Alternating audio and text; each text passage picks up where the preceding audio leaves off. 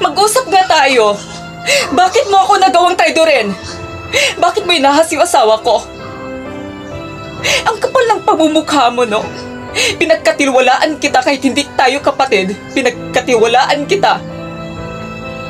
Sinusuportahan kita kung ano ang gusto mo, pero tinalor mo ako.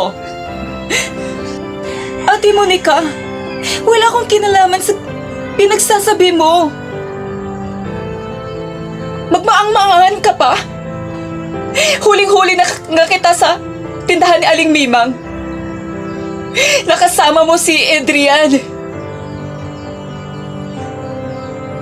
Hindi mo alam kung ano ang sakit na nararamdaman ko, Nicole. Hindi lang isang beses kita nahuli. Nakasama mo yung asawa ko.